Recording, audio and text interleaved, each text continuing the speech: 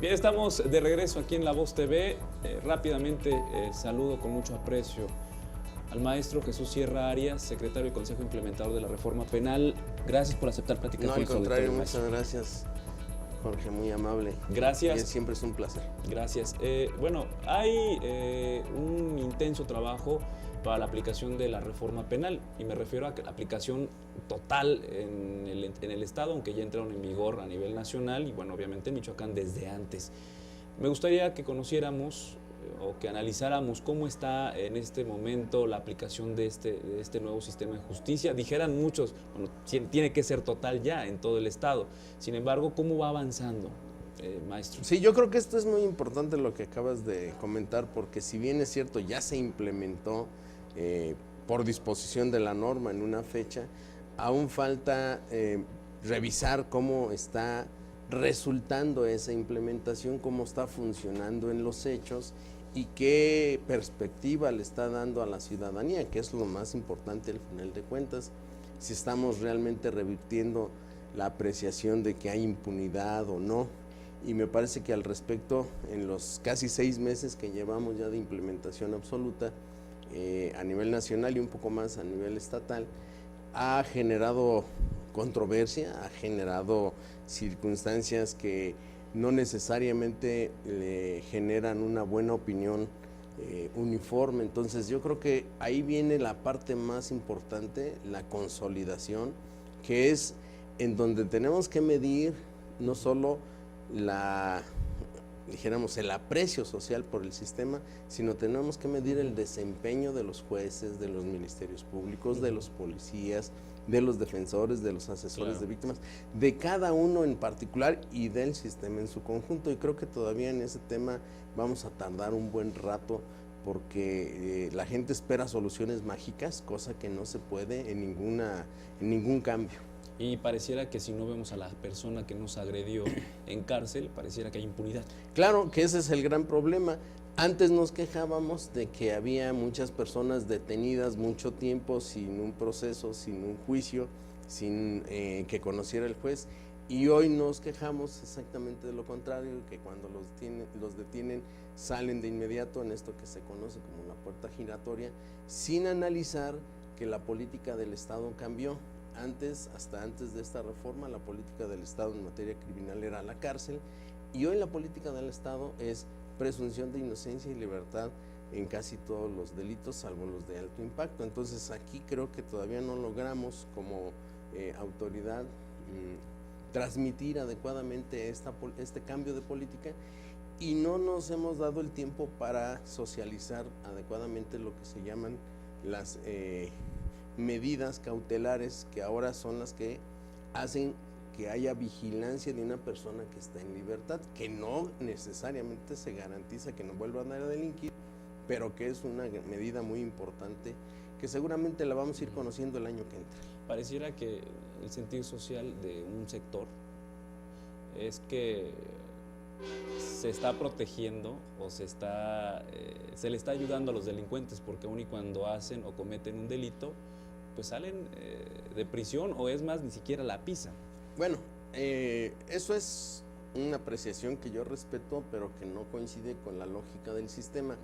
Esta nueva modalidad de procesar penalmente a las personas tiene su fundamento en el lado opuesto, en la víctima, que antes ni siquiera estaba reconocida como tal en el sistema, y que no se buscaba la reparación del daño como uno de los objetivos fundamentales del procedimiento. Hoy es así. Hoy tenemos una posibilidad a través de los acuerdos reparatorios y de las salidas anticipadas, que lo que pretende básicamente es que esos acuerdos reparatorios tengan dos efectos. Uno, la reparación del daño en el más corto plazo, y dos, que la persona que causó el daño salga con la posibilidad de que tengan las condiciones materiales, el tiempo y financieras para que pueda reparar efectivamente el daño. Claro, hay algunos otros delitos, como estos que se conocen como delitos de bagatela, en los que cristalean un vehículo, en donde roban a un transeúnte, que no necesariamente llegan a los extremos que estamos comentando, y que la gente vuelve a entrar pero esos son asuntos que porcentualmente son menores, que siempre los hemos tenido y que no estoy justificando nada, sino que simplemente tenemos que distinguir en qué, dijéramos, segmento estamos colocados. Ahí hay más trabajo de la autoridad investigadora que del Poder Judicial. Claro. ¿Por qué? Porque lo que necesitamos es evitar que esas bandas, porque normalmente son un grupo organizado de personas, sigan cometiendo los delitos, no a partir de un asunto en especial, sino a partir de una investigación del entorno y de operativos de prevención que haga la autoridad. Creo que es una reforma combinada que no hemos terminado todavía de entender.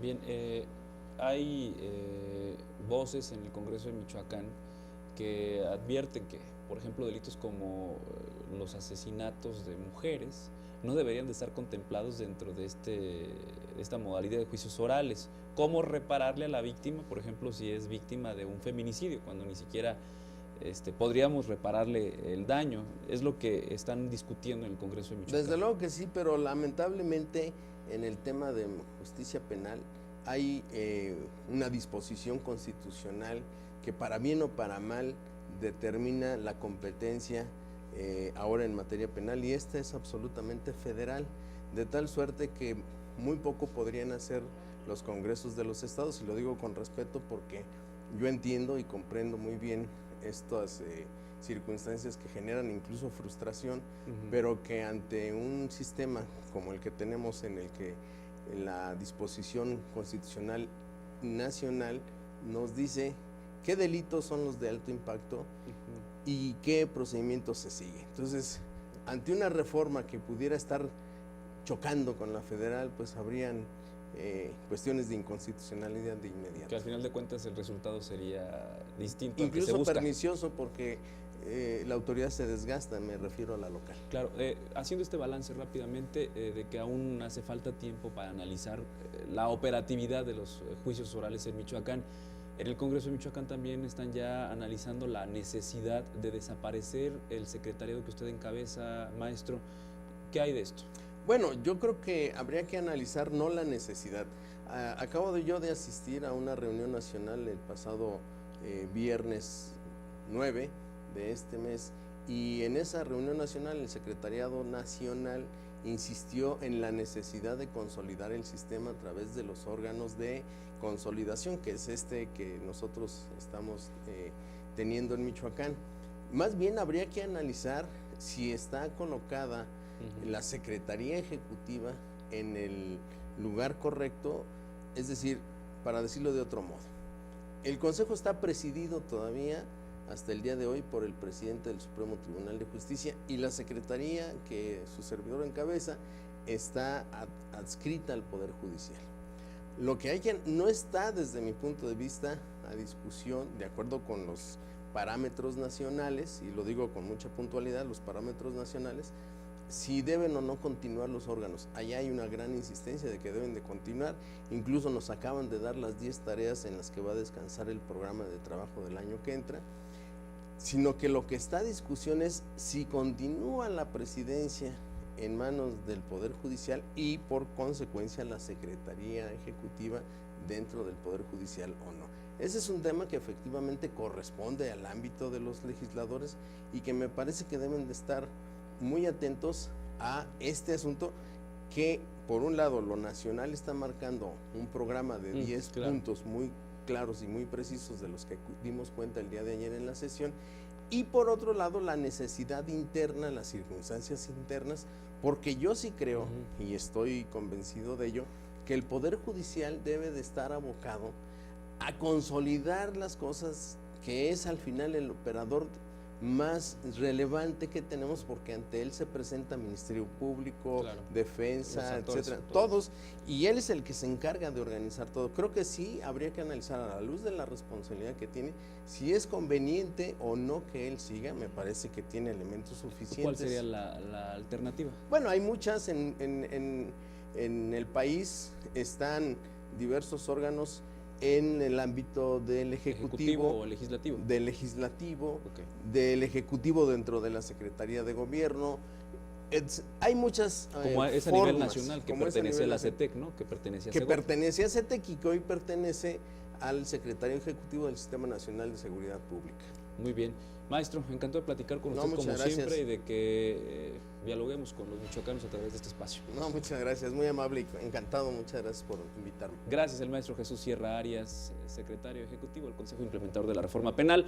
De esta forma llegamos a la parte final de este espacio, agradecerle como siempre el favor de su atención y invitarle para que usted el día de mañana nos acompañe en una emisión más de La Voz TV. Mi nombre es Jorge Manso y en nombre de mi compañera Rosa García y de quienes hacen posible este esfuerzo informativo, desearle una excelente noche, usted ya está bien informado.